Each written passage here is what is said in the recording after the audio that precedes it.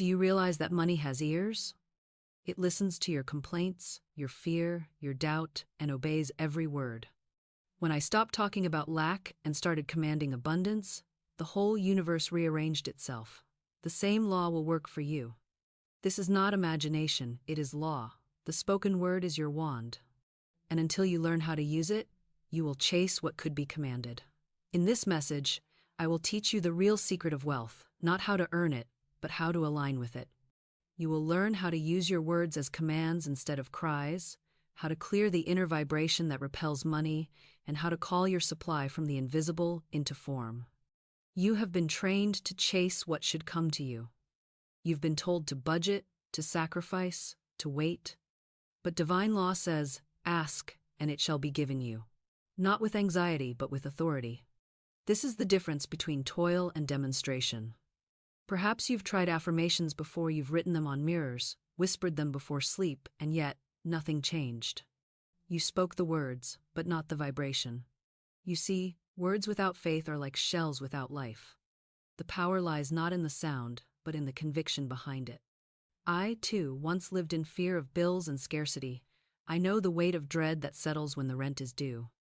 But I also know the day it lifted the very moment I spoke. God is my unfailing supply, and large sums of money come to me quickly, under grace, in perfect ways. From that day, I never spoke lack again. You may think this sounds impossible, but what if impossibility is only a lie you have repeated to yourself? Today, we will break that lie. In this teaching, I will reveal how to form a living relationship with money, not as a cruel master, but as a loyal servant. You will learn the 3 great secrets of the spoken word: how to speak with faith, how to erase fear, and how to command abundance as your divine right. We will begin with the law of vibration, the truth that money is consciousness, not coin. Then, I will show you how to cleanse the words that have chained your supply and replace them with declarations of power. Before this lesson ends, I will give you the very affirmations that turn my life from poverty to plenty, words that have never failed one who spoke them in faith. Stay with me to the end, for I will open to you what I call the secret door to supply, the moment when heaven and earth agree and your word becomes visible substance. Most people think money is deaf. They believe it only listens to effort, strategy, or struggle. But I tell you, money listens to tone, to faith, to fear, to reverence. The invisible law of vibration governs every coin, every dollar, every flow of substance on earth. The world calls it economy. I call it divine order. You see, what you think of as income or expenses is only the shadow of your inner speech. The real conversation is happening in secret between your heart and the invisible realm that supplies you. That's the part most people completely overlook. They think money comes through people, but it never does. People are channels, not sources. The real source is spirit, and spirit takes orders only from your words. So, if you've been asking, why does money slip away from me? I'll tell you, because you've been talking to it as an enemy instead of greeting it as a friend. When I was still learning this law, I would look at a bill and sigh. Another expense. Every sigh was a command. Every complaint was a seed of lack. And the law, being perfect, obeyed me perfectly. The more I groaned, the more bills came. But one day, I changed the conversation. I took the next envelope that arrived, held it in my hand, and said, "You are proof that I am trusted with supply. I bless you and the hands that sent you." Within weeks, the stream of bills turned into letters of payment and gifts. That was the day I discovered money moves toward blessing and away from complaint. This may sound simple, almost too simple to believe, but divine law is always simple. You don't need to chase prosperity, you need to learn its language. And that language is gratitude spoken aloud. Every time you bless what you have, you send out a vibration that calls its kin more money, more opportunities, more flow. The same way a mother calls her child home, your words call abundance home. So, if you want to know the first secret of talking to money, here it is. Speak to it as if it already loves you. Say, "Money, you are God in action. You bless me as I bless you." Feel that warmth move through your body as you say it. That is faith in motion. That is the law in operation. Now, this may sound counterintuitive. You might say, "But I have so little, how can I bless what I barely have?" That's exactly where the miracle begins. Because what you bless increases. The woman I once taught who had only $8 learned this truth. She blessed those $8, declaring, "This is God's living substance. It multiplies in perfect ways." She went home, followed a quiet intuition, and within days received thousands. It wasn't luck, it was obedience to the vibration of gratitude. Here's what I want you to remember. Money does not follow effort, it follows alignment. The more peace you feel toward it, the closer it draws. The more fear you project, the further it hides. You could work 10 hours a day and still repel it if your words oppose your desire. Or you could stand still, speak your truth once in faith, and open a floodgate of supply. So ask yourself, how have I been speaking to money? Do I greet it with reverence, or do I meet it with worry? Do I bless it as a guest, or chase it like a fugitive? Because your answer will tell you exactly why your finances behave the way they do. When you change the conversation, everything changes. You no longer talk about what you lack, you talk to what you love, and love always answers. That's the foundation we build upon. In a moment, I'll show you why this spoken vibration is the real currency of the universe, the reason words create wealth faster than work. But first, breathe in this truth. Money is not a number, it's a relationship. Speak kindly, and it will never leave you again. When I first began to understand the sacred law of vibration, I realized that every word a person speaks is a note in the great symphony of their life. And the tone of that note determines whether the music around them plays in harmony or discord. Money, being part of that symphony, always responds to the conductor, and the conductor is the spoken word. You may think of money as coins and paper, but I assure you, it is a living rhythm of divine energy, a pulse that responds faithfully to your inner command. When you speak in fear, that rhythm slows and constricts. When you speak in faith, it expands and flows with ease. Every thought, every utterance, every sigh or complaint is an instruction to the unseen. And the unseen is always obedient. So the moment you say, "I can't afford this," the invisible substance folds its arms and replies, "As you wish." But when you declare, "Everything I need now comes to me in perfect ways," the same power stirs itself and rushes forward to fulfill your decree. That's the strange and beautiful paradox the universe never argues. It simply echoes. Whatever word you give, it magnifies. That is why idle speech is dangerous and careless talk costly, for nothing spoken is ever lost. It is only stored until it bears fruit. I learned to measure every phrase as one might measure gold.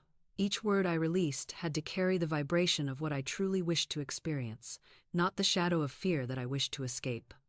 And this is where most people stumble, for they think that their outer labor will save them, when in truth, their inner conversation shapes every harvest. The farmer who plants thorn seeds cannot reap wheat, and the soul that plants words of worry cannot harvest wealth. It is the law. There are no exceptions. I remember a young artist who came to me, worn and disheartened. She said, "I work harder than anyone I know, yet I can barely keep my rent." I looked at her and asked, "What do you say about your work?" She hesitated, then laughed bitterly. "I'm always saying it doesn't pay." I smiled, for she had just spoken her own decree. I told her, "You have built a wall of words around your supply. Tear it down." Together, we formed a new command. My work brings me joy, recognition, and great reward. My income now expands under grace. She repeated it every morning, not with strain, but with expectancy. Within a month, she received a commission larger than any she had ever dreamed. The law responded the moment she spoke truth in place of complaint.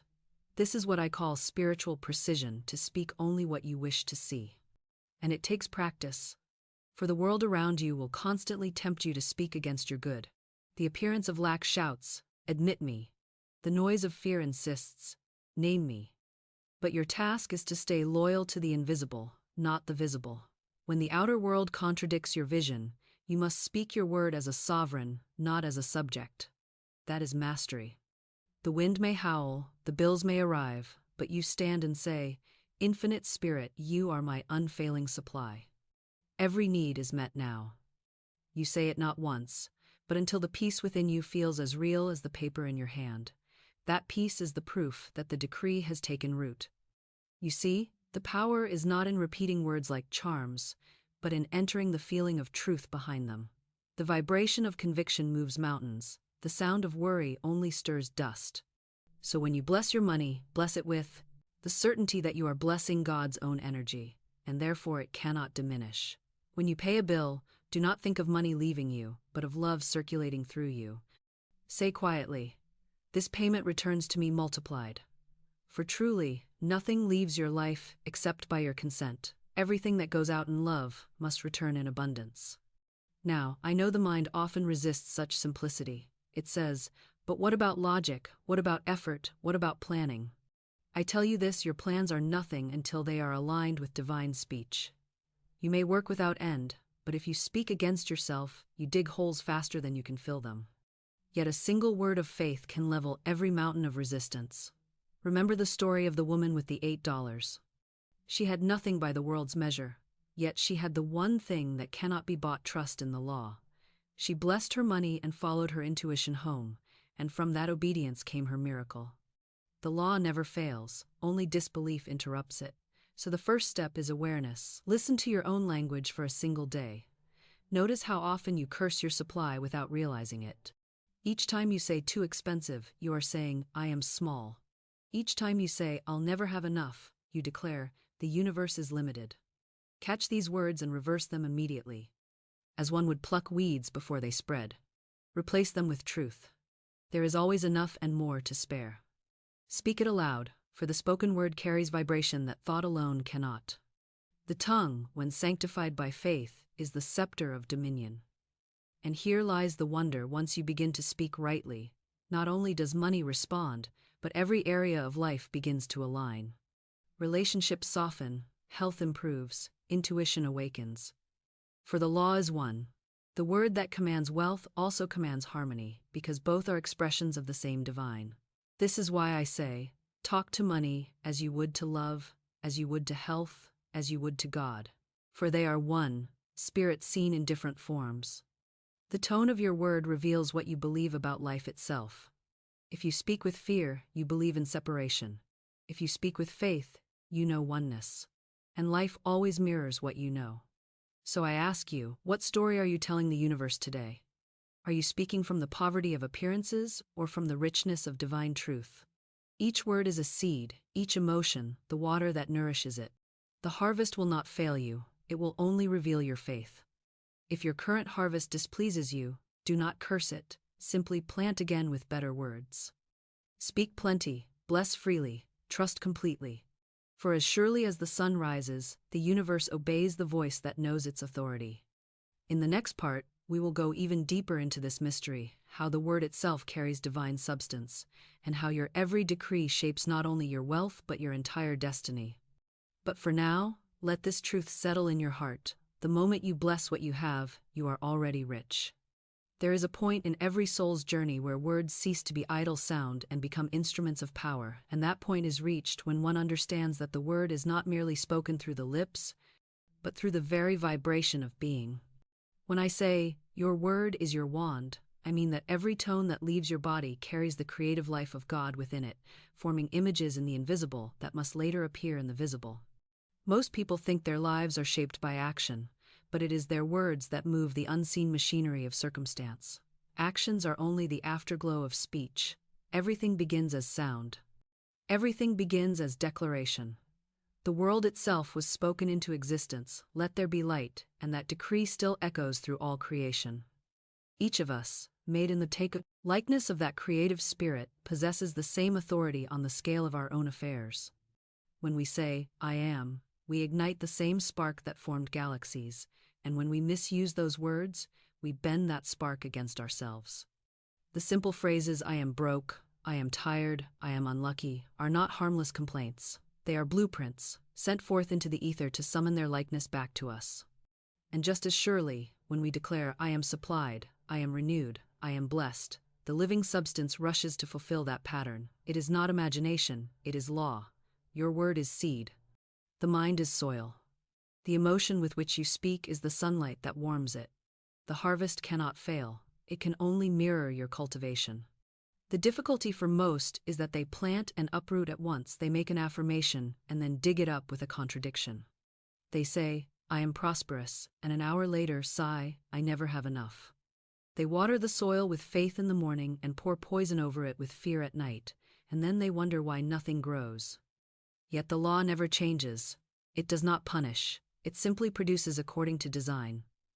A garden cannot yield roses when the gardener scatters thorns.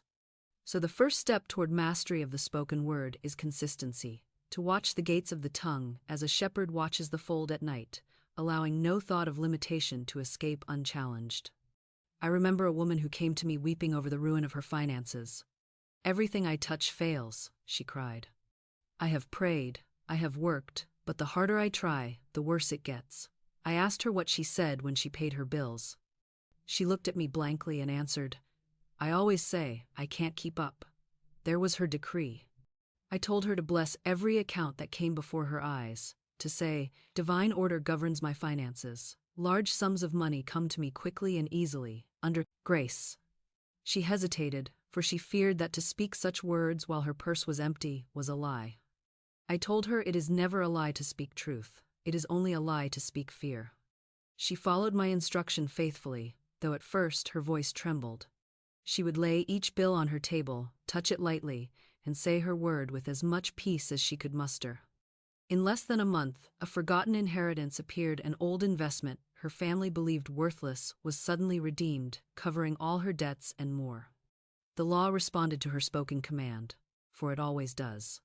When you speak truth in the face of appearances, you are not pretending, you are exercising dominion. The outer world is slow clay, but the inner word is the mold. Speak firmly, and the clay must yield. This is the reason that miracles often appear at the moment of greatest contradiction. When all visible help is gone, the invisible must step forth. The seed of the word often germinates in the dark, when reason can no longer interfere. So when you stand in lack, do not tremble. Speak. Say, "Infinite Spirit, you are my unfailing supply." When you feel fear, do not retreat. Speak. Say, "There is no power to hurt." When confusion surrounds you, do not run. Speak. Say, "Divine intelligence now reveals the perfect path." These are not empty phrases, they are keys that unlock the door between the seen and the unseen. Each word of faith is a ray of light that pierces the dense fog of doubt until the way is clear. There is a rhythm to speech that mirrors the rhythm of creation. The heart beats, the lungs expand and contract, the tide rises and falls, and every affirmation must move with that same pulse, calm, certain, measured. You cannot shout truth into being through strain. You must breathe it into being through assurance. I have seen people cry their affirmations through clenched teeth and wonder why nothing changes. I tell them, "Be still. Speak softly. The law hears no volume, only vibration." A whisper of faith contains more power than a shout of fear. When you say your word, let it roll from you like a wave of light, steady and unhindered. Feel it move beyond the boundaries of the body, touching the great substance that fills all space. That substance is sensitive to every tone. It knows the difference between anxiety and authority, between hope and certainty. Speak as one who knows the outcome, not as one pleading for it. Speak as one who commands, not as one who begs. The universe will obey the one who knows his position. And remember this, no word is lost. Every sound you have ever spoken exists still in vibration. You may neutralize the old by declaring the new, but you cannot erase the power of speech itself. That is why forgiveness and reversal are essential. When you realize that you have cursed your own supply through careless talk, do not despair. Simply reverse it at once. Say, "I now dissolve and erase every false word spoken in ignorance or fear. I am free from the past. I speak only words of life, love, and prosperity." The moment you do this, the law changes direction, for it holds no resentment. It is impersonal, mechanical, exact. It gives to every man according to his faith and his declaration. I sometimes liken it to a phonograph record. As I once wrote, every word you speak is etched upon the wax of the subconscious, to be played again and again until a new record is made. So if you would change the music of your life, break the old record, and sing a new song. Speak daily. I now make my perfect records through the Christ, within the records of health, wealth, love, and perfect self-expression. Say it aloud until you feel the resonance of it vibrating in your chest, until it ceases to be a phrase and becomes a living rhythm within you. Then watch how swiftly the outer events rearrange themselves to match the new melody. When I discovered this, it transformed every corner of my existence. The struggles that once seemed immovable melted before the heat of conviction. Opportunities I could not have planned arrived in divine sequence. People I had never met came forward to fulfill parts of my good. It was as though invisible hands were always at work, rearranging the tapestry of life according to the thread of my word. And truly, that is exactly what occurs. There are unseen forces waiting for your instruction. They are never idle, they only await your decree. When you remain silent or speak doubt, they stand still. When you speak faith, they move mountains. So now, take a moment and think of the situation that weighs upon you most. Perhaps it is money, perhaps health, perhaps love. Do not describe it as it appears, describe it as it is in truth. Say softly, "This too is good, this too is God, this too is for my blessing." Feel the peace of that statement settling over you like morning light. You have just turned the key in the invisible lock. From this moment, all things begin to align with that word. And if you keep it steady, refusing to contradict it, the manifestation will come as surely as dawn follows night.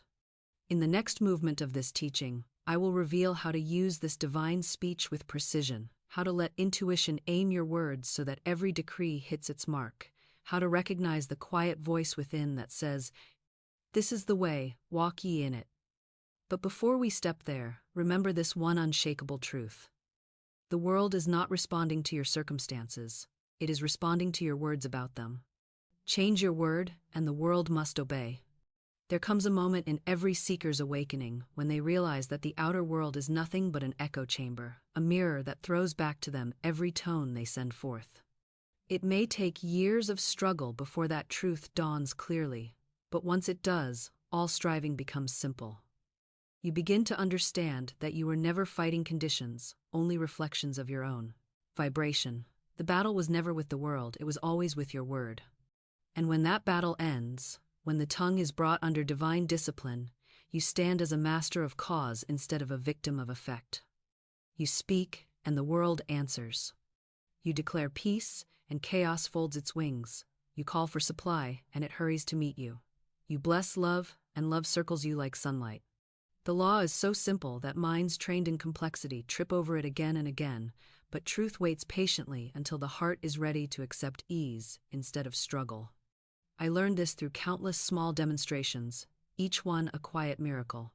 I remember once when I stood in the middle of winter with only a few coins to my name. The wind was sharp, and the shops glittered with things beyond my means. For a moment, I felt the old tug of fear, that familiar ache of separation between desire and possession. But then, as swiftly as a flame catches, a word rose within me. There is no separation in divine mind. All that is mine by divine right now comes to me under grace. I whispered it to the icy air as if speaking to a beloved friend, and instantly the chill seemed to soften.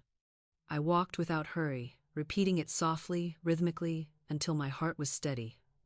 That very afternoon, a letter arrived. An old client had remembered a debt and enclosed payment far beyond what was owed. That is the mysterious swiftness of divine law. It rushes to fill any space faith has cleared. Now you may say, that sounds too effortless. And yes, it is effortless, because the true work is inward alignment, not outer labor. The human mind has been trained to measure everything by toil, to believe that struggle is holy and ease is suspect. Yet every blade of grass grows without strain. Every planet moves in perfect rhythm. Every breath of air enters and leaves your body without your command. The whole universe is effortless order. Only man resists that flow with words of fear. He shuts the gate with phrases like impossible, too late, too hard, and then he wonders why the garden within him withers. But the moment he changes his speech, the flow resumes. One right word spoken in faith can dissolve a lifetime of resistance. So how do we begin to speak rightly? It starts with watching ourselves gently, not with judgment, but with curiosity. Listen to your inner conversation as if it were a radio playing in another room. What tone fills the air? Is it gratitude or complaint, certainty or confusion? You will soon discover that the world outside you has been faithfully repeating those same tones all along. If you hear fear, begin to whisper peace. If you hear resentment, whisper forgiveness. If you hear lack, whisper abundance. It may feel awkward at first, like changing the key of a familiar song, but the moment you persist, the melody of life adjusts. Do not wait to feel ready. Speak before you feel, and feeling will follow speech, for words lead emotion as surely as emotion colors words. One of the most radiant truths I have ever known is that emotion is the magnet, but speech is the conductor. You may feel deep longing, but unless that longing is given voice, it remains unformed energy. The moment you speak, you give it direction.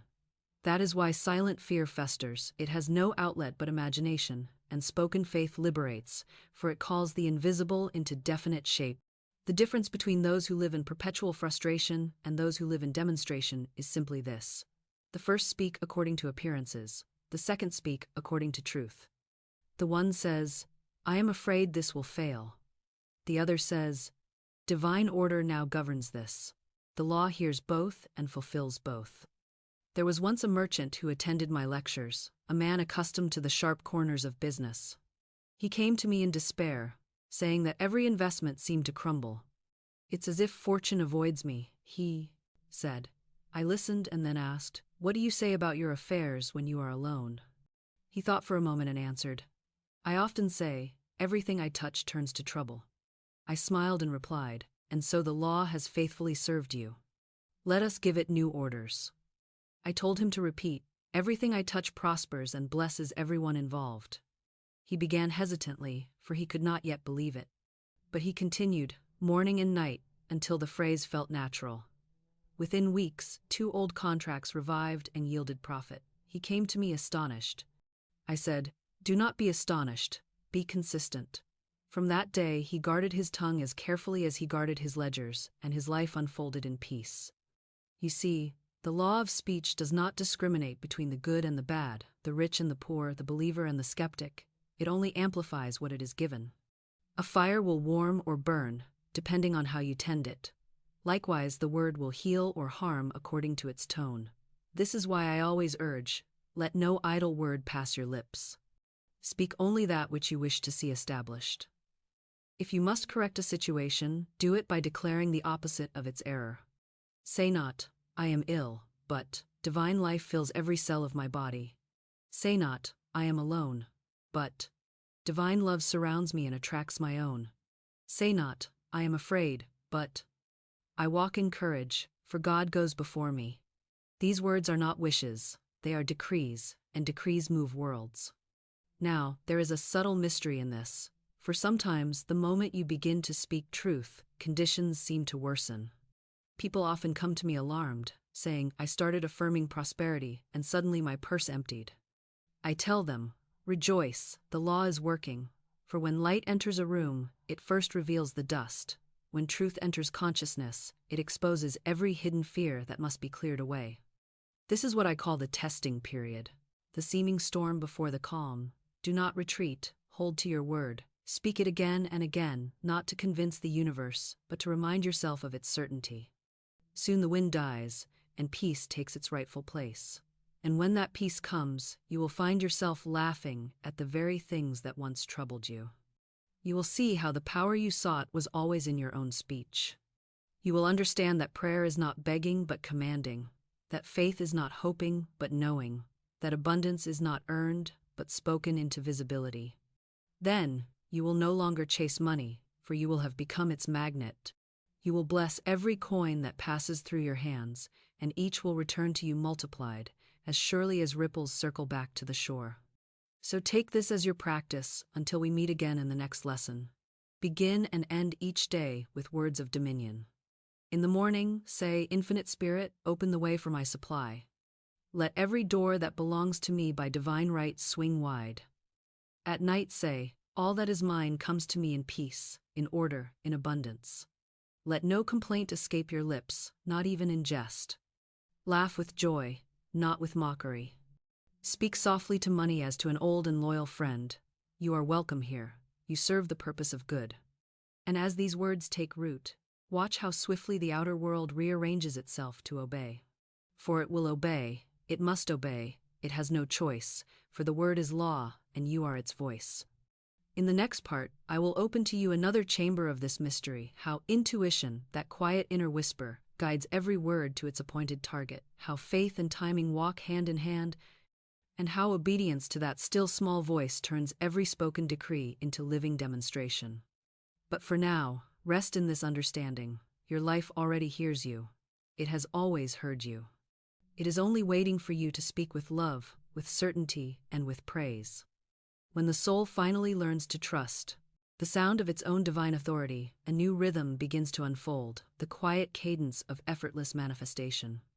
It feels almost unreal at first, because the human mind has been trained from childhood to believe that everything valuable must come through exhaustion and strain, through constant striving and ceaseless effort, as if heaven itself were a miser who must be convinced to part with its treasures.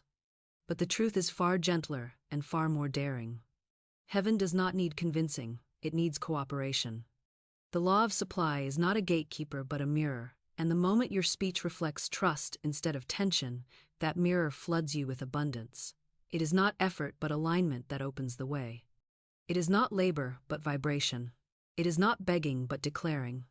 And you will notice that as you speak more softly and more truthfully, the entire atmosphere of your life begins to change. Even the air around you seems to hum with quiet expectancy, for the word has gone forth and the universe bends itself to carry it out. I have often told my students that manifestation is not a race to be won, but a song to be remembered. You have sung this song before every soul has, but most have forgotten the melody under the noise of fear. Each declaration of truth is simply a note that brings you back into tune with the divine orchestra already playing on your behalf. The law of vibration does not need to be invented, only recalled. The way is already prepared, but you must walk it by the tone of your words. That tone is everything.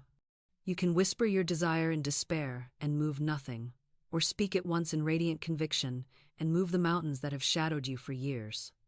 The universe does not respond to syllables, it responds to certainty. Once, a man came to me in deep despondency. He had read my words, repeated my affirmations, and yet nothing changed. He said, "I say the words, but they feel empty. I speak, and the silence just echoes back." I asked him, "What do you expect to happen when you speak?" He hesitated and then confessed, "I suppose I expect nothing." And there it was. The emptiness was not in the words, but in the expectation behind them. You see, every declaration must be clothed in feeling, in the invisible garment of belief. The law of supply cannot fill an empty expectation. It can only fill a living one. I told him to speak again, but this time to imagine that his words were golden birds carrying his desire into the heavens, returning with gifts in their wings. He smiled faintly, but he tried it. And within a fortnight, opportunity knocked in a form he could never have planned. His astonishment was not in the blessing itself, but in how easily it came once he felt the reality of it as he spoke. So, I say to you, when you speak, do not parrot truth, embody it. Do not utter words like cold incantations, but breathe them as living forces. Every sentence must carry the warmth of conviction, every phrase must glide upon the current of joy. The law hears joy more clearly than it hears pain, because joy is the native tongue of heaven. That is why gratitude multiplies. It is the sound of joy in motion. If you want to speed your good, wrap your words in thanksgiving before you send them forth. Say, "I thank you, infinite spirit, that my good now appears." Do not wait to see it before you thank it. Gratitude is not a response, it is a magnet. It draws into the visible what already exists in the invisible. There is a certain sacred boldness required to live this way. It means you must trust what you cannot yet touch, speak to what you cannot yet see, and rejoice in what you cannot yet hold. The world will call it madness, but the law will call it mastery. Every miracle that has ever taken place began with someone daring to speak a truth the senses could not confirm. Faith speaks first. Sight follows. This is why I say that the unseen world is more obedient than the seen. The invisible listens before the visible reacts. So train your inner language to speak only of fulfillment. Let the outer evidence lag behind if it must, for it cannot remain unchanged once the word is established. The invisible leads, the visible follows, and the bridge between them is your unwavering decree. I once met a young woman who desperately wanted to change her circumstances. She lived in a small, dim apartment and often told me how it suffocated her spirit. "I dream of sunlight and space," she said, "but it seems so far away." I asked her what she said to herself each morning. She replied, "I wake up and say, another gray day." I smiled gently, for she was only describing what she was commanding. "Begin tomorrow differently," I told her. "Before your eyes even open, speak this. I awaken in the light of divine abundance. Every day is bright with blessing." She agreed, though she did not quite believe it. Still, she obeyed. Within weeks, her landlord offered to move her into a sunnier apartment at no extra rent. She came to me laughing through tears, saying, "It feels like the building moved around me." I told her, "No, dear, your word moved the world. That is the silent miracle of right speech. It reorders the unseen structure of life until the outer world matches the inner decree. You do not push the world into obedience, you invite it. You do not force events to change, you speak the pattern that makes change inevitable. The moment you understand that, the struggle ends. You no longer chase opportunity, you declare alignment. You no longer compete for resources, you call your own. You no longer live as a beggar at the gates of chance, you stand as a rightful heir in the kingdom of divine supply. And from that posture, everything that belongs to you begins to find you without strain, without effort, without delay. The greatest challenge is to remain faithful when appearances contradict your word. That is the test of mastery, and it will come to every student of truth. The moment you affirm abundance, something in the outer world will rise to say, "Prove it." That is the echo, not the enemy. When it comes, do not fight it. Stand still and speak again. Say, "This too shall pass." Only good is real. The law will then sweep aside every shadow, for shadows cannot stand before the light of faith. Remember this whenever you are tempted to doubt: the word spoken in love can never return void. It may circle the earth, it may pass through delays and detours, but it will come back fulfilled. So, as you go about your day, speak as though every atom were listening, because it is. Speak as though your walls could hear, because they do. Speak as though the air itself were pregnant with your good, because it is. Let no murmur of complaint escape your lips, no whisper of fear, no jest of limitation.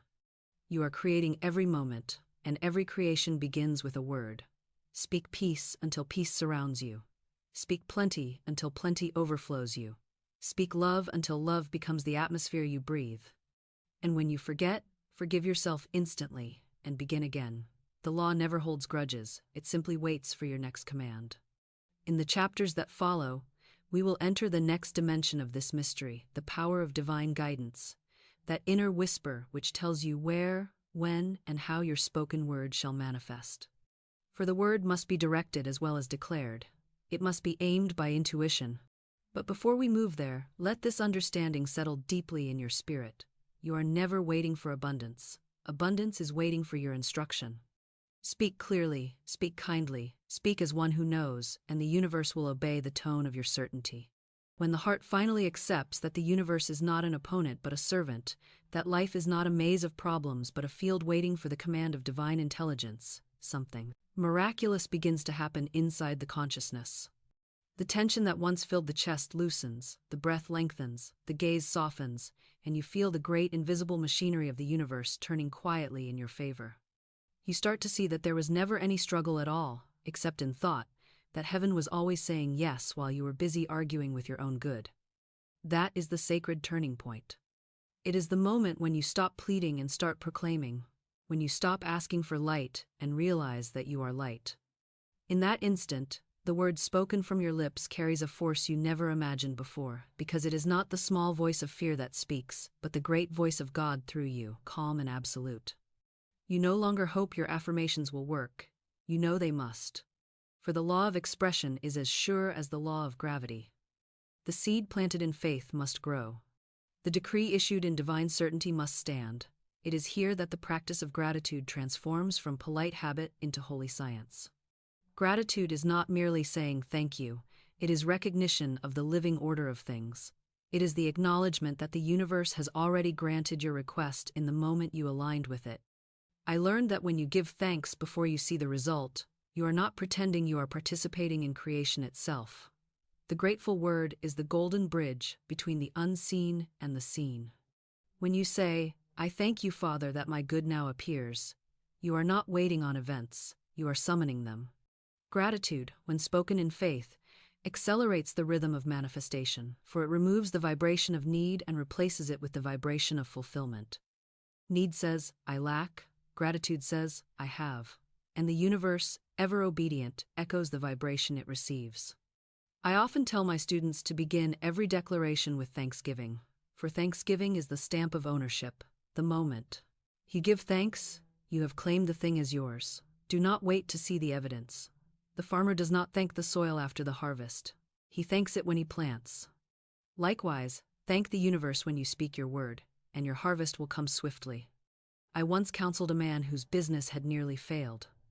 Every day he woke with worry in his mouth and went to bed with despair in his heart. I told him, reverse it.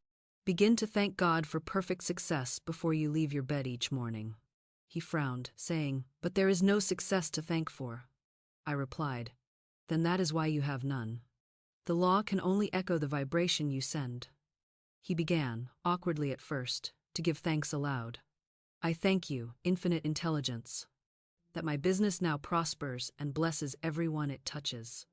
Within a month, contracts that had been dormant reawakened, clients returned, and he came to me astonished.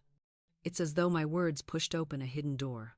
I smiled and said, "They did. Gratitude was the key." As you continue this practice, you will find gratitude becoming the natural language of your being. You will wake with it, walk with it, and speak it without thought. Even in moments that seem dark, you will feel an inner whisper saying, "This too is good. This too is God. This too is for my blessing." That single phrase, when spoken sincerely, will dissolve mountains of anxiety. It reminds the mind that every event carries a gift wrapped in disguise. The world may label something a loss, but the spirit knows only transformation. When you affirm that truth, even apparent failures begin to serve you. What was taken returns tenfold. What was blocked clears in unexpected ways. You are never punished by the law, you are only taught by it. And when you meet that teaching with gratitude, the lesson ends, and the blessing begins. Now, this is where intuition begins to whisper its guidance, for the grateful heart becomes a finely tuned instrument. It hears what the anxious heart cannot. Fear shouts so loudly that it drowns out the still small voice of divine direction. But gratitude quiets the storm, and in that calm you will begin to hear distinct instructions. Go here, call this person, wait now, move forward. These are not accidents of thought. They are the clear tones of the Spirit directing your path. The same law that governs words governs guidance. As you trust and act upon these inner prompts, life unfolds with a precision that no human planning could rival. Let me tell you of a woman who once sought my help, a teacher of music who feared she would lose her position. Her school had announced budget cuts, and she was sure her name would be on the list. I said to her, "Do not speak of loss, speak of divine adjustment. Say, there is no loss in divine mind. I am in my right place, and my right place is secure." She repeated it faithfully. 2 weeks later, the cuts came, but instead of being dismissed, she was promoted to director of the entire music department.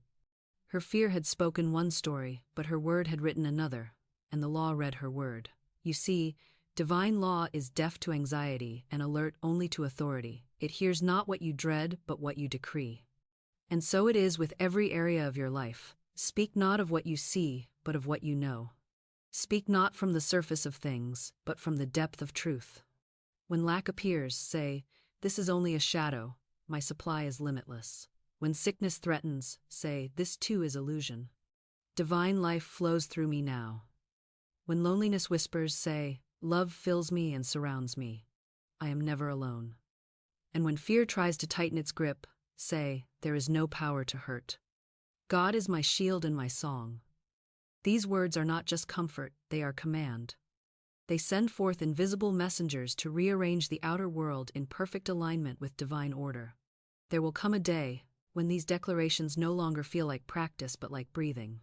When you will look around and realize that the world has become gentle toward you, that doors open before you without knocking, that the right people and opportunities arrive without striving.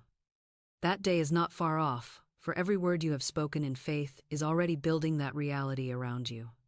The results may appear gradually or suddenly, but appear they must, for that is the promise of the law. My word shall not return unto me void. So I say to you now, keep speaking the language of blessing. Speak to your money with affection, to your body with kindness, to your future with certainty. Speak as one who knows that the divine listens through every atom, and when doubt arises, speak again. When fear whispers, speak louder, not in volume, but in conviction. You are not trying to convince the universe, you are reminding yourself of its faithfulness.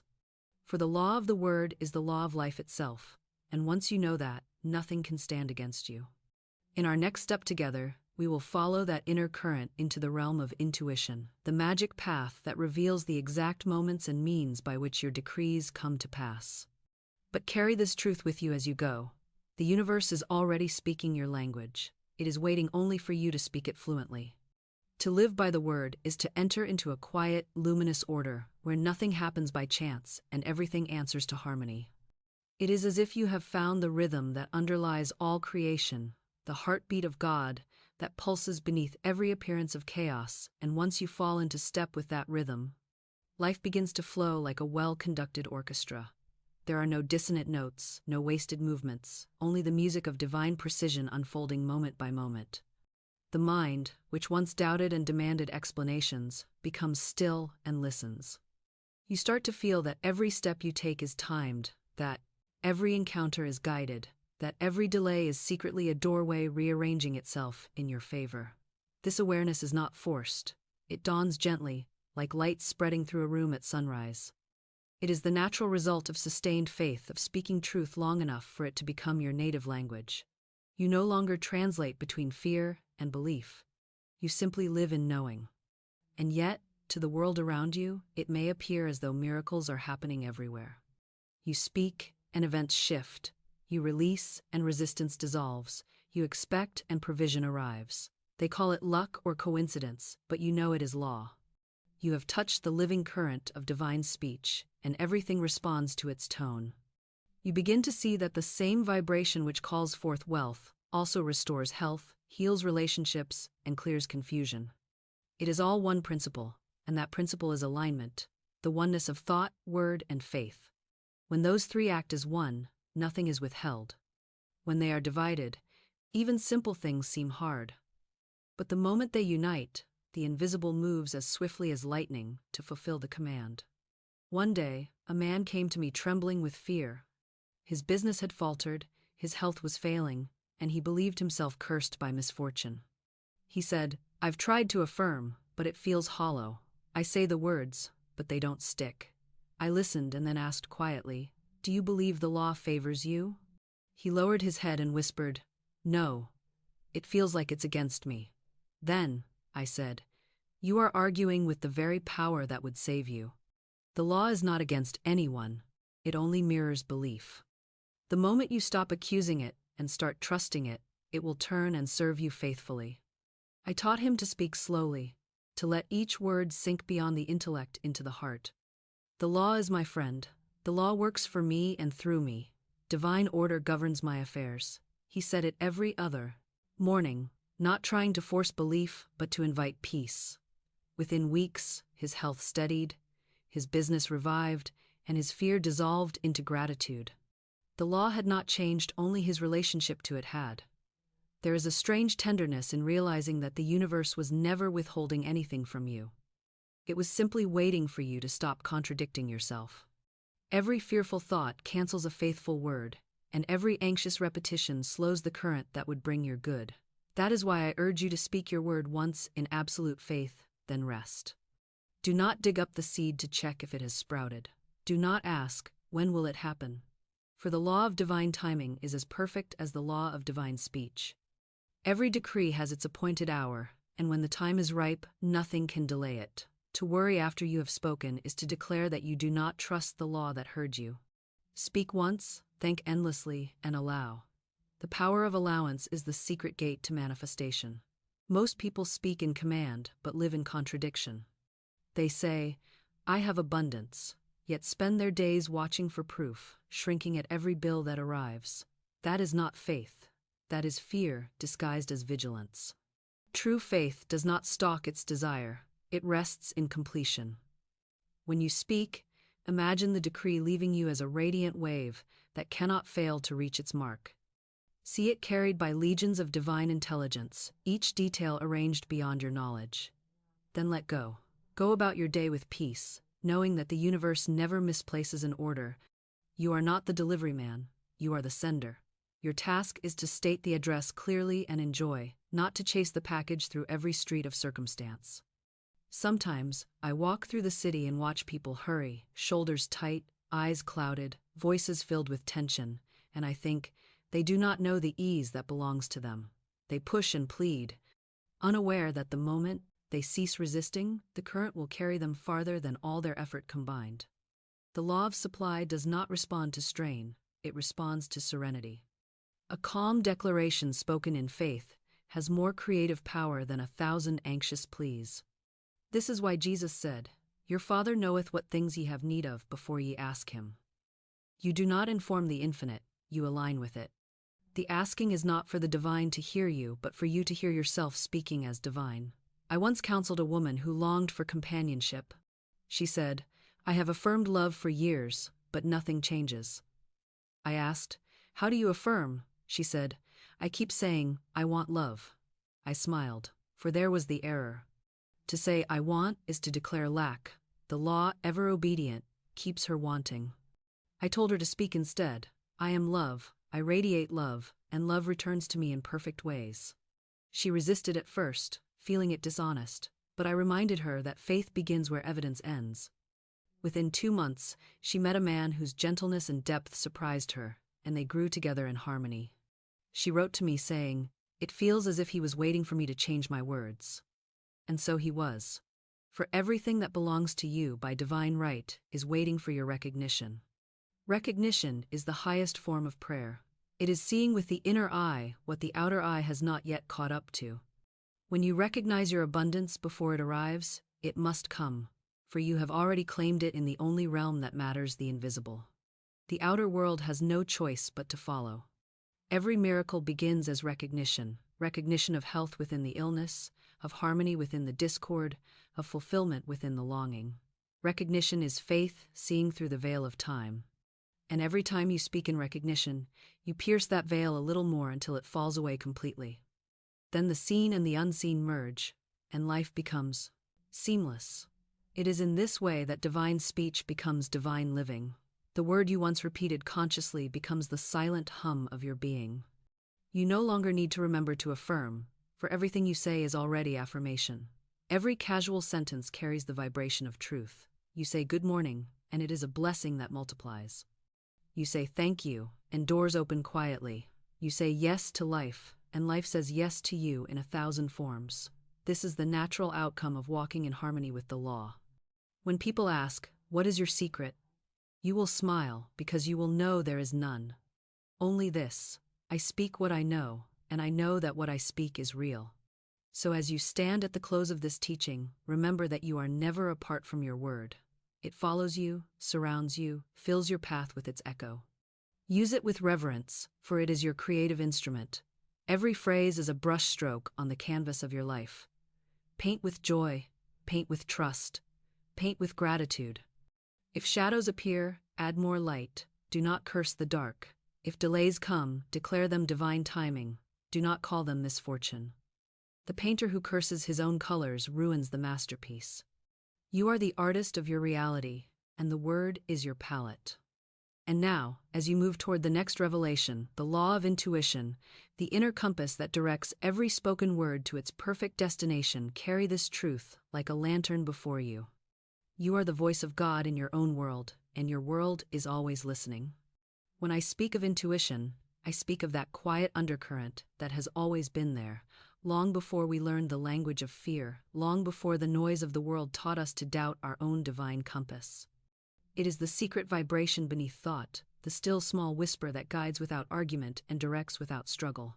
Most people mistake intuition for impulse, or confuse it with emotion, but true intuition is not stirred by passing feelings. It is the calm, unwavering knowing that sits behind the heart. It does not shout, it simply is. And once you learn to listen to it, you realize that your every step, your every meeting, your every apparent coincidence has been arranged by a wisdom greater than your reasoning mind could ever comprehend. The same force that guides the stars in their orbits, that pulls the tides in perfect rhythm, guides your affairs when you yield to its voice. It is the divine mind within you, mapping every movement, shaping every outcome, and the spoken word, when united with this inner direction, becomes irresistible in its power. This is why I have always said that intuition is the magic path. It shortens time, it dissolves difficulty, it knows the perfect way and the perfect moment. When you speak your word but resist your intuition, you scatter your forces.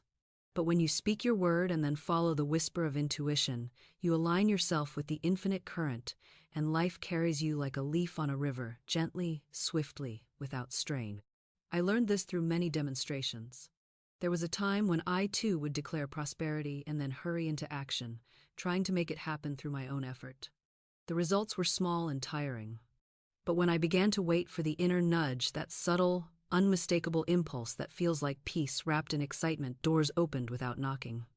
The call would come, the opportunity would appear, the right person would cross my path, and I would marvel at how perfectly the law arranged itself when I trusted the invisible guidance.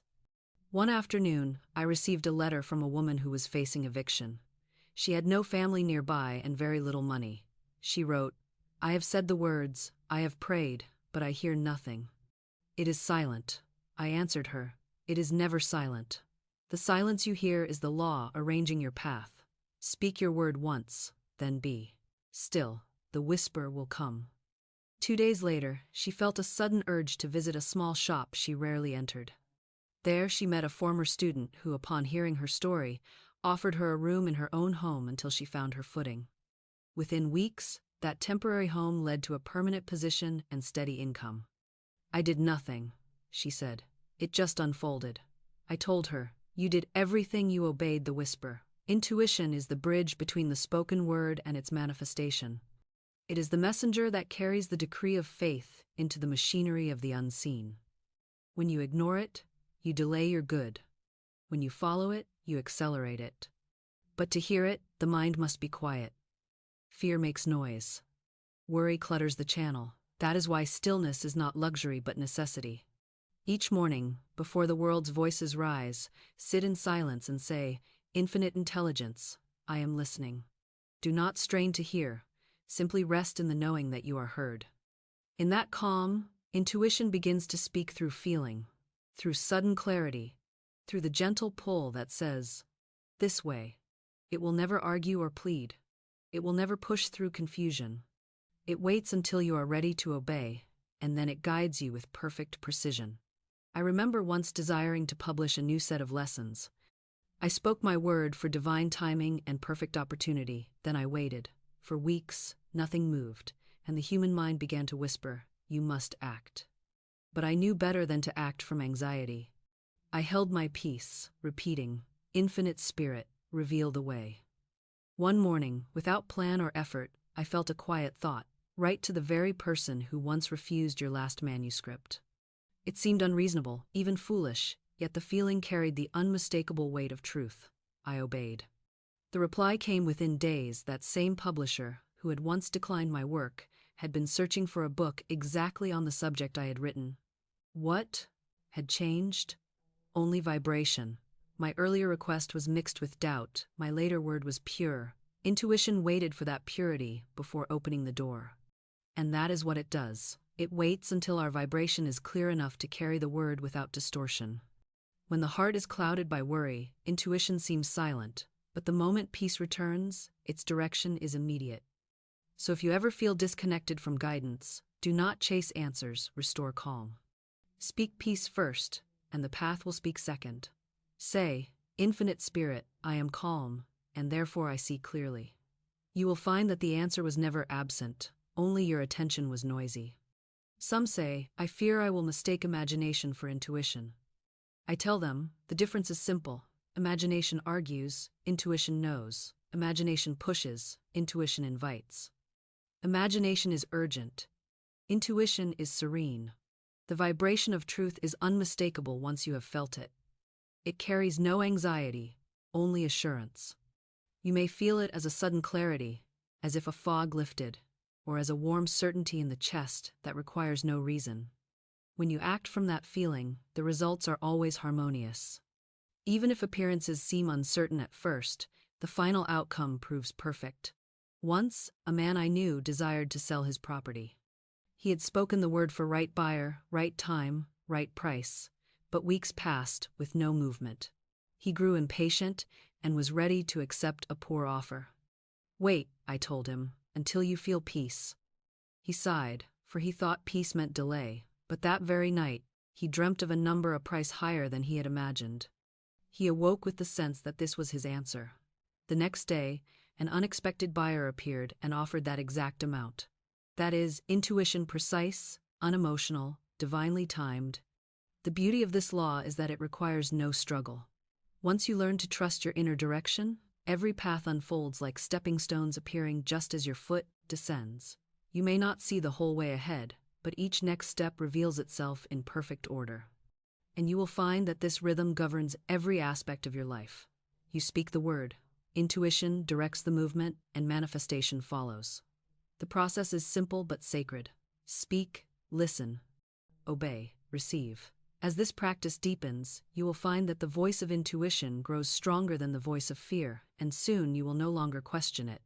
It will become your constant companion, the angel of divine intelligence walking beside you through every decision.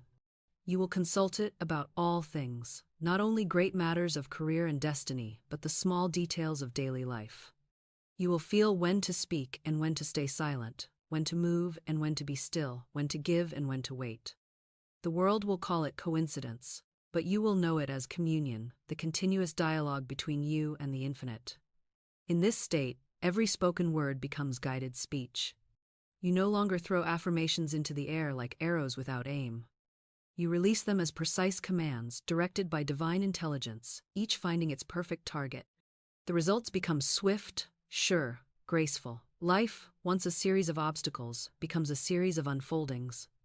And you will marvel that you ever doubted, for now you see that the unseen is more exact, more orderly, more faithful than any plan of man. So I say to you, listen more often than you speak, but when you do speak, let your word come from that listening. Let it rise from stillness, not from need. Let it carry the fragrance of peace, not the odor of panic.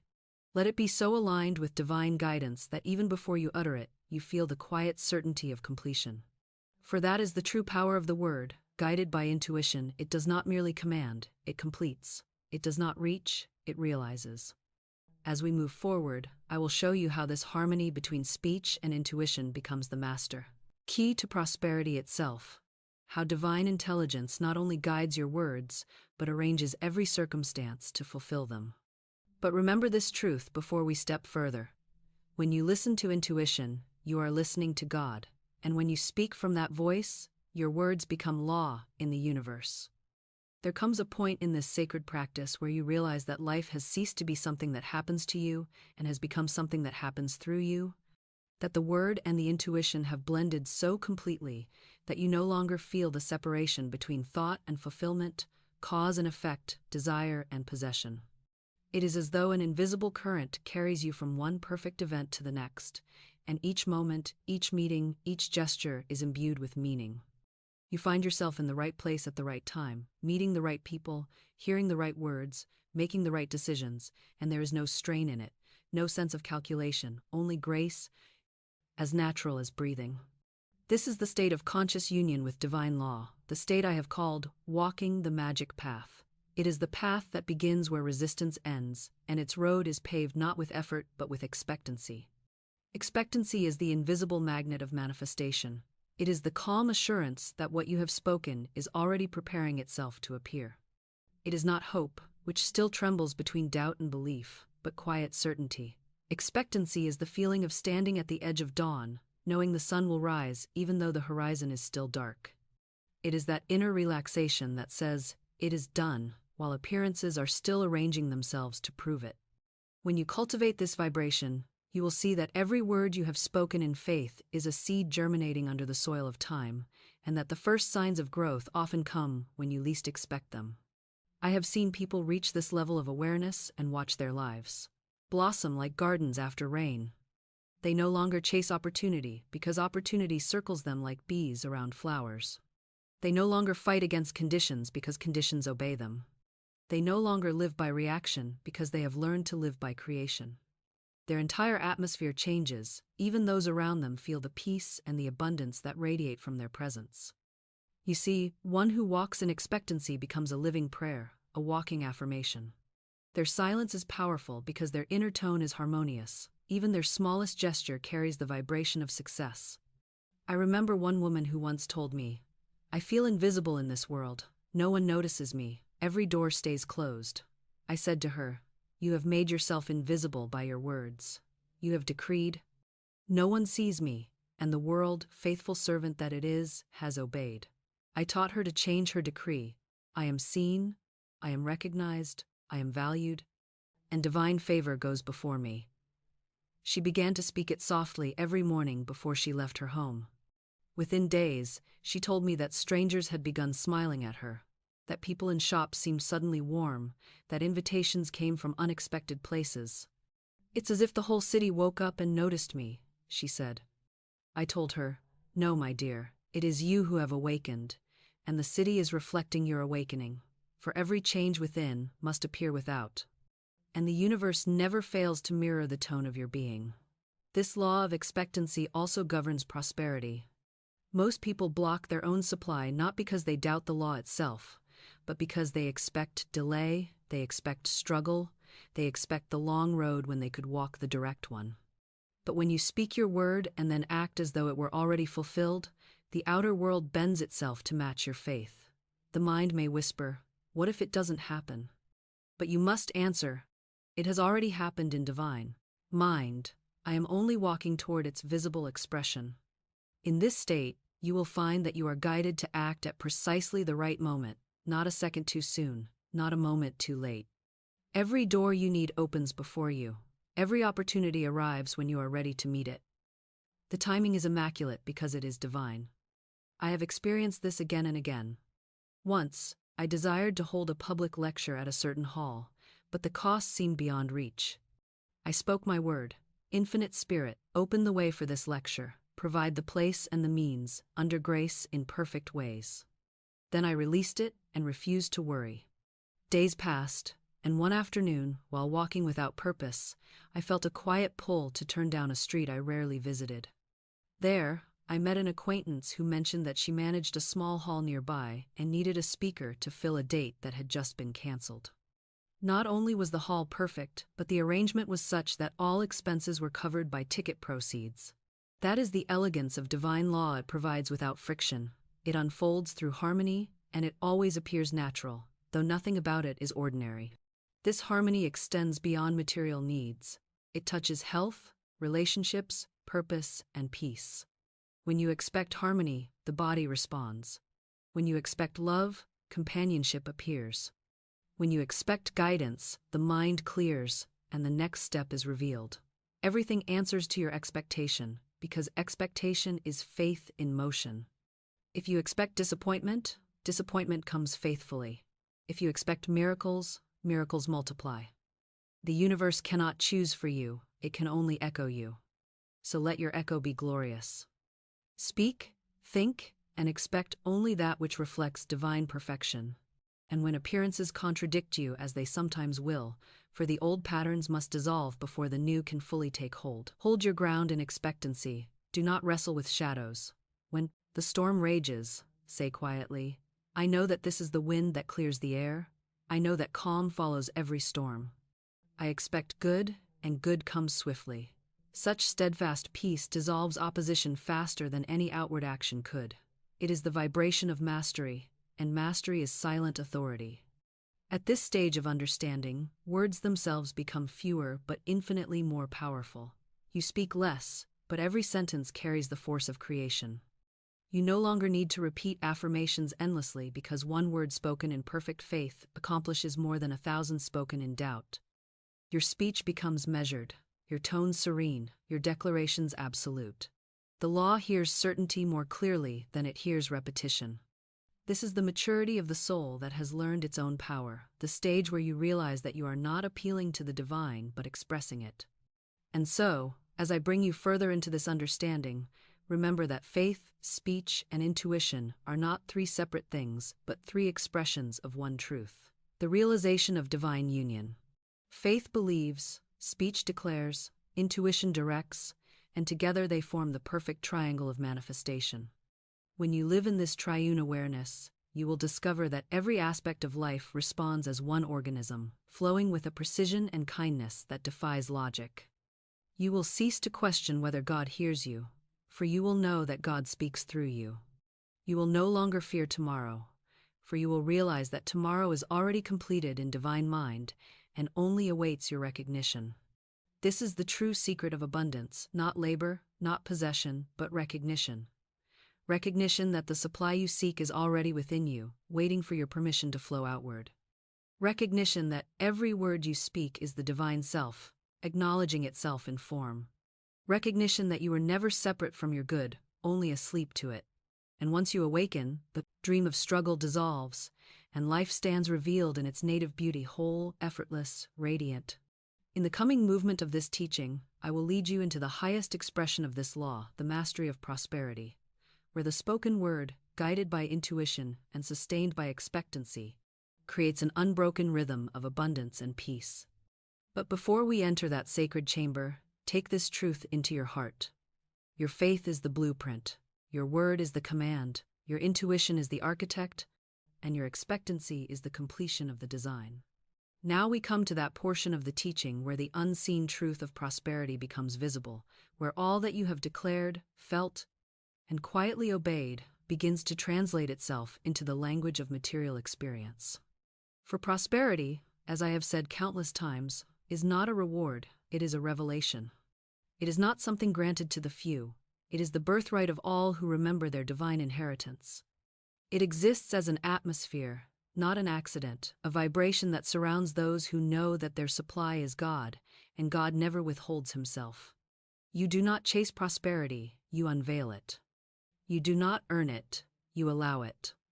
When I speak of abundance, I do not mean piles of gold or mountains of possessions, though those, too, are included when rightly understood. I mean the steady rhythm of sufficiency, the quiet knowing that every need is met before it is spoken, that every desire of the heart, once purified by faith, is already fulfilled in the invisible. When this consciousness is established, fear dies of starvation, and life becomes a continual flow of giving and receiving, a sacred commerce between the seen and the unseen. There is a reason Jesus said, "Seek ye first the kingdom of God, and all these things shall be added unto you." He did not say, "Chase after things, and perhaps you will stumble upon peace." He reversed the order of the world's teaching, for the world says to secure wealth first and find faith later. But divine law says that faith itself is the substance of wealth. When you align with this principle, your outer affairs begin to reflect your inner peace. Money ceases to be a master and becomes a servant. You no longer ask, "Can I afford this?" but "Is this in divine order?" And when the answer is yes, you act in faith, knowing the supply will appear at the appointed hour. I recall a man who came to me during the depths of despair. He had lost his employment and believed himself ruined. His speech was filled with words of defeat. "I am finished. I am trapped. There is no way out." I told him, "You are weaving a prison with your own tongue." I gave him a new declaration. "There is a way out. Infinite Spirit opens the way for my perfect work. I am divinely guided to my right position." He repeated it daily, not feverishly, but calmly, with gratitude. Weeks passed, and though nothing seemed to change outwardly, his inner tone softened. He stopped lamenting and began blessing others. Then one morning, while reading the newspaper, his eye fell upon a small notice of a position that seemed beneath his former status. Yet intuition whispered, "This way." He obeyed, and through that humble beginning came a path that led to greater prosperity than he had ever known. The law had simply waited for his speech to harmonize with faith. This is the eternal pattern. The word goes forth, faith sustains it, intuition directs it, and gratitude completes it. When any one of these elements is missing, the current falters. But when all four work as one, the results are certain. Prosperity, health, harmony, love, they all operate under the same rhythm.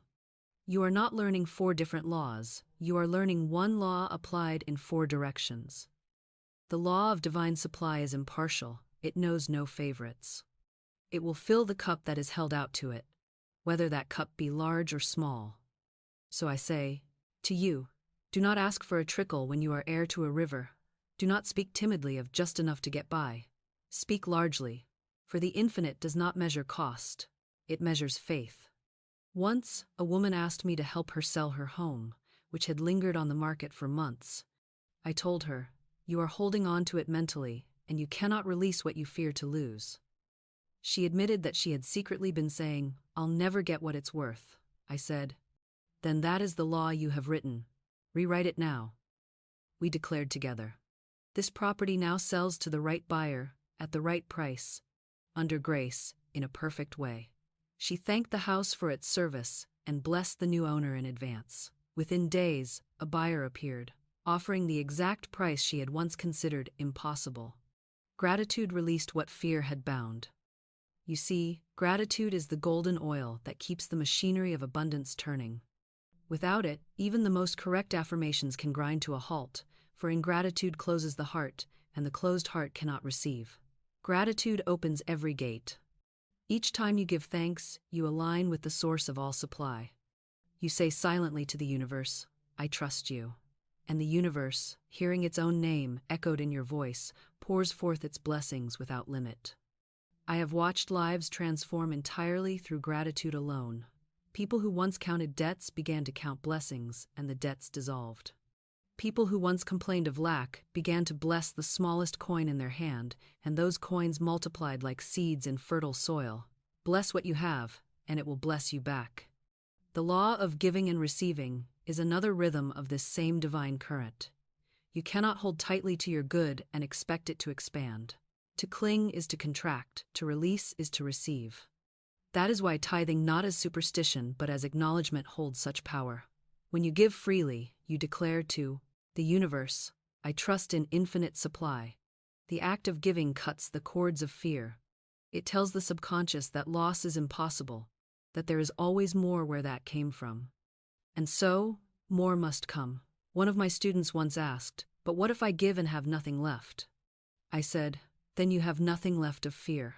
She laughed, but later she told me that after giving a small amount in faith, unexpected income arrived the next day. It is always so. The law cannot help but multiply what is released in love. Now, understand this well. Abundance is not greed. It is gratitude made visible. There is no holiness in poverty, for lack is not God's will but man's forgetfulness. The divine idea is plenty, beauty, expansion, joy. To deny yourself these is to deny the life that breathes through you. You are meant to express prosperity, not as excess, but as evidence of divine order. When your consciousness is rich, your world will reflect richness, but it will never overflow into waste or pride, because true abundance is always balanced by humility. The prosperous soul gives as easily as it receives, for it knows both are the same act seen from opposite sides. And so, I tell you, begin to live now as though your supply were already endless, because it is. Do not wait for outer evidence. Begin to act, dress, speak, and think from the consciousness of abundance. You are not pretending, you are preparing. You are aligning your vibration with the truth that has always been. If your surroundings seem small, bless them and know they are expanding even as you give thanks. If your purse feels light, bless it and call it full. If your opportunities seem few, bless them and watch them multiply. Every blessing is a command to the invisible substance to take form, and it never fails to obey. When you understand this, you will realize that wealth is not a matter of accumulation but of circulation. The air you breathe out returns to you as fresh air. The water that leaves the river returns as rain. The same is true of money, ideas, love, and all good things. The miser who clutches his coin breaks the circuit and wonders why poverty follows him. The generous soul who gives with joy keeps the circuit alive and wonders why he never lacks. It is the same law in both cases, obeying the consciousness behind the act. The universe does not care about the form of giving, it cares about the feeling. Give with joy, and you have given from divinity itself. So I say to you, live now as the embodiment of divine plenty. Speak it until you feel it, act it until you know it, bless it until you see it. Every time you use your word with faith, every time you follow intuition with obedience, every time you give with gratitude, you are writing your name upon the scroll of divine abundance. And what is written there can never be erased. The outer world may shift, economies may rise and fall, but the law of supply remains immutable because it is anchored in eternity. You are that eternity made visible. In the next and final movement of this revelation, we shall rise to the summit of this truth, the mastery of self-expression, where the individual, having learned to speak rightly, give freely, and live peacefully, becomes a living instrument of the divine, channeling abundance not only for themselves, but for the healing and uplifting of all. But before we ascend, hold fast to this eternal promise. There is no lack in the mind of God, and you are one with that mind.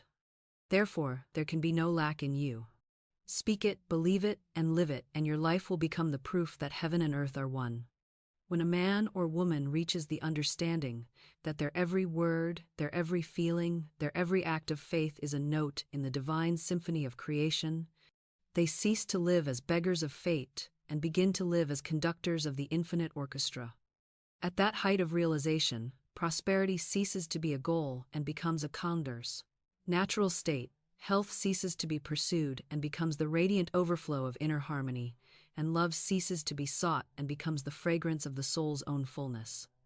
It is then that life reveals its true nature, not a battlefield of opposing forces, but a living poem written in the rhythm of divine order.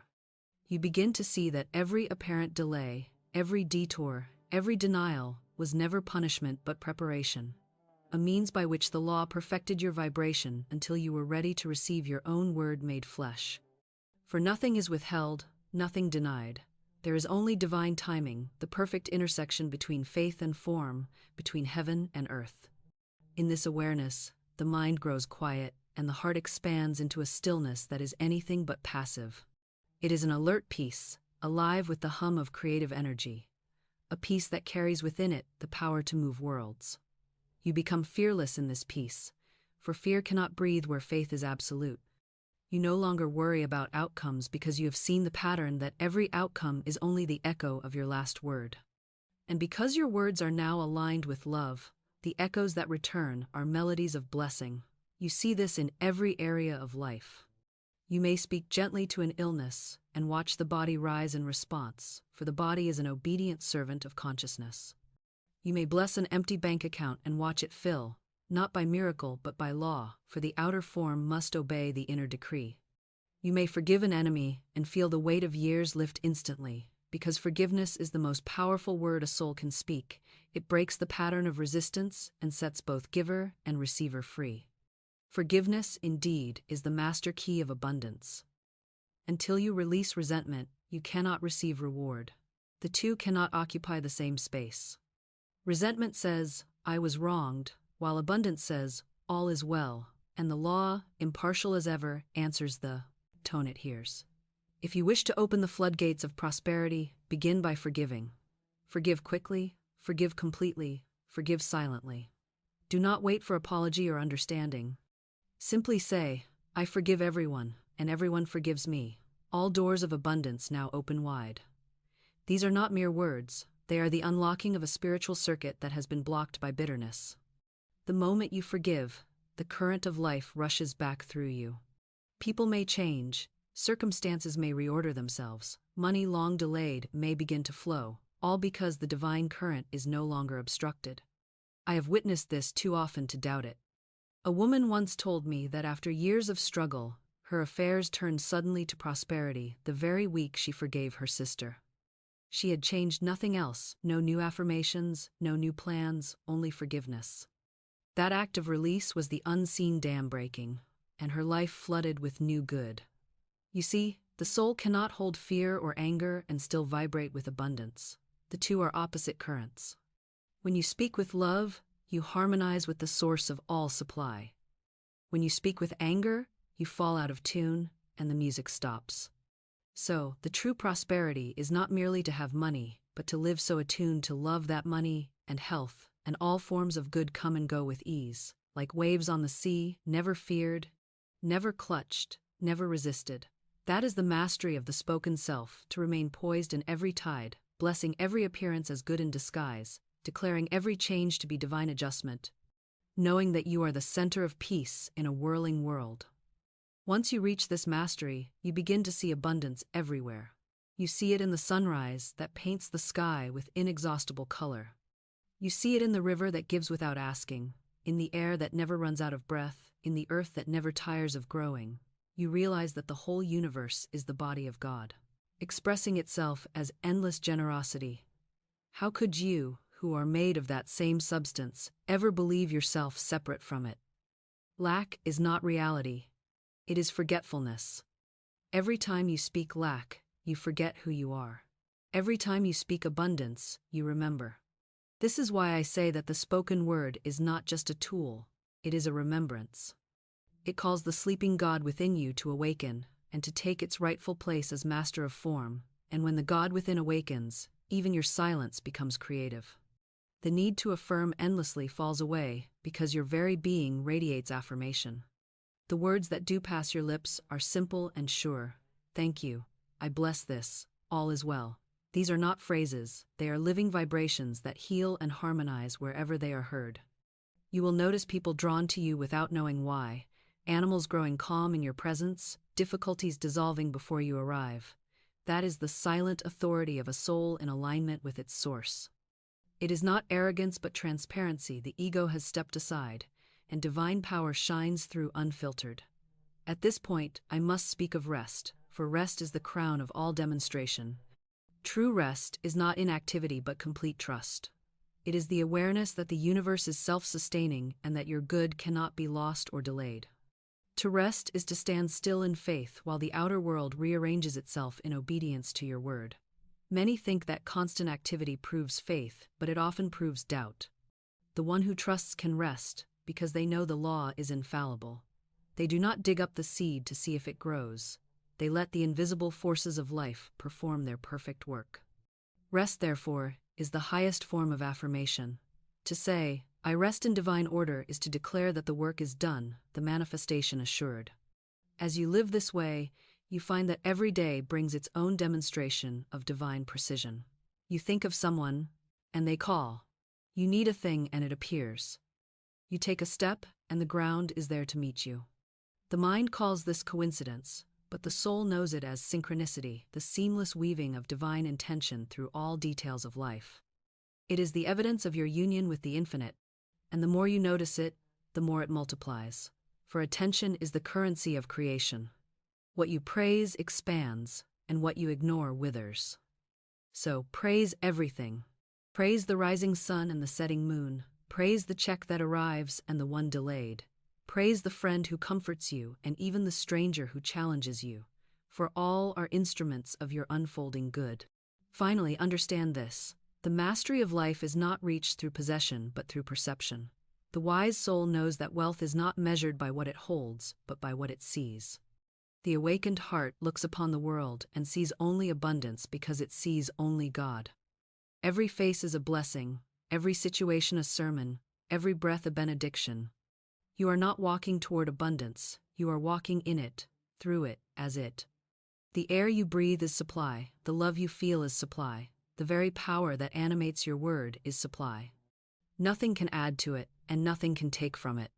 So I bid you now to speak gently to life, to treat it as the holy companion it has always been. Speak to your affairs as to beloved children. Guide them, bless them, and let them grow. Speak to your heart as to an old friend. Thank it for its faithfulness. Speak to your future as to a loyal servant. Command it with kindness, and it will obey. And when you have spoken, rest, knowing that your word has gone forth clothed in divine authority and cannot return empty. For the universe is your echo, and when you speak with love, it answers with miracles. Hold this truth in your spirit. You are the word made flesh, and every corner of your world is listening for your next sentence. Speak light, speak peace, speak plenty, and the world will answer in kind. The square of life, as I have so often taught, is made up of 4 corners: health, wealth, love, and perfect self-expression, and when one corner is out of balance, the whole structure trembles.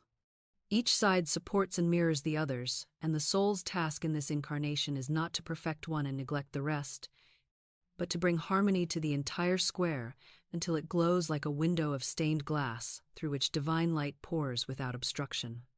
Many imagine that if they can only secure the corner of money, the rest will follow. But wealth without love is a cold echo, and wealth without health is a gilded cage, and wealth without self-expression is a silent symphony that never plays. Each side of the square must be blessed, nourished, and declared whole. Only then does life become steady underfoot, a foundation that does not shake when appearances move. I have known people who prayed endlessly for healing while cursing their work, or who sought prosperity while nursing resentment, and they wondered why their progress limped instead of running. It is because the law cannot move freely through contradiction. The same divine current must flow through every channel, through the body, through the purse, through the heart, through the mind. You cannot affirm life in one breath and speak death in another. You cannot bless your health and criticize your neighbor and expect peace. So I tell my students, take each corner of your square and speak to it as you would to a beloved child, tenderly, consistently, and without fear. To the corner of health say, divine life fills every cell of my being. I am radiant, strong, renewed. To the corner of wealth, say, God is my supply and my instant, constant, abundant provision. To the corner of love, say, I am one with divine love, and that love now draws to me my own. And to the corner of perfect self-expression, say, the divine plan of my life now unfolds in perfect ways. What is mine cannot be taken. What is not mine cannot stay. Each of these declarations is a pillar holding up the temple of the soul. You will find, as you affirm them daily, that your outer world begins to rearrange itself. Health improves because harmony replaces resistance. Finances flow because you have ceased to speak limitation. Relationships soften because love has replaced pride. And opportunities unfold because you have aligned with your rightful purpose. You will feel as though invisible architects are working around you, restoring the symmetry of your life, squaring every corner, straightening every line. It is not that the universe suddenly notices you, it is that you have finally become still enough to notice the universe. Perfect self-expression is often the most neglected side of the square. People tend to accept the work that is offered rather than the work that is ordained. They follow habit instead of the heart's quiet directive, and in doing so, they silence the song they came to sing. Yet every soul has a melody written within it, a line of music that no other can play. To discover it, you must dare to ask, what would I do if I were unafraid? Then listen. The answer may come as a faint glimmer at first. A sudden joy when you imagine a certain act, a restlessness when you imagine its absence. Follow that joy. It is God whispering through desire. To suppress it is to deny your divinity. To express it is to serve creation itself. The world does not need your imitation of another's gift. It needs your obedience to your own. There is a beautiful rhythm to life when all four sides of the square are balanced. Health feeds vitality into purpose. Purpose attracts supply. Supply provides means for giving. Giving expands love. Love renews health. The circle becomes complete and self-sustaining. You no longer chase any single aspect because each nourishes the other. You live in what I call the law of circulation, the great divine heartbeat that moves through all existence. When one side falters, do not despair. Simply strengthen it with your word. Speak harmony into it, and the rest will follow. The law responds not to worry, but to recognition. Recognize your wholeness even while a corner trembles, and the trembling will cease. I recall a woman who once came to me lamenting that she had health but no wealth, friends but no purpose. She said, I am thankful yet incomplete. I told her, your gratitude is the key. Use it in every direction. Bless your body for its strength, your friendships for their sweetness, and bless your future for its unfolding. She began to do so. Each morning she blessed the corner of wealth, though her purse was empty, and each evening she blessed the corner of self-expression, though she did not yet know her calling. Within 3 months, she had been invited to teach a craft she loved, a simple art that delighted her and brought her unexpected income. She came to me radiant, saying, all I did was bless. I smiled, for that is all any of us ever need to do. When you feel that all four sides are aligned, a wonderful calm overtakes you. You realize that there is no need to struggle for balance. You are balance. Life no longer swings between extremes because you stand at the center, the unshakable point where heaven and earth meet.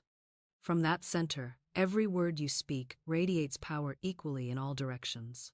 Your speech heals as naturally as it blesses, enriches as naturally as it comforts. You have become the embodiment of divine order, the living geometry of God's perfection expressed through a human form.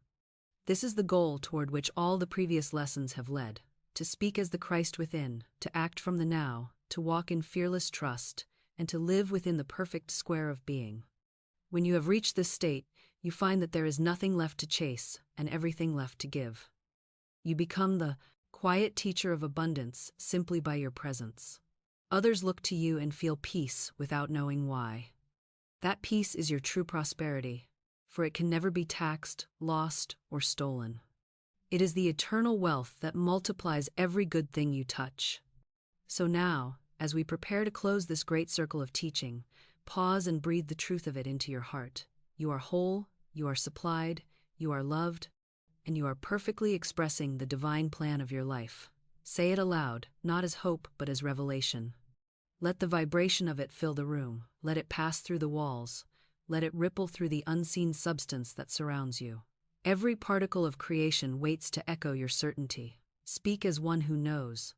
You are the completed square, the perfect balance of heaven's design, and every side of your life shines with divine order. You have learned the secret of speech, the word that commands wealth, the faith that dissolves fear, and the love that opens every gate. You now know how to talk to money, to life, and to the unseen power as a friend. Every word you speak is a seed of destiny. I now speak my word with power. My supply is endless, my faith unshaken, my path clear. What is mine by divine right now appears, under grace, in perfect ways.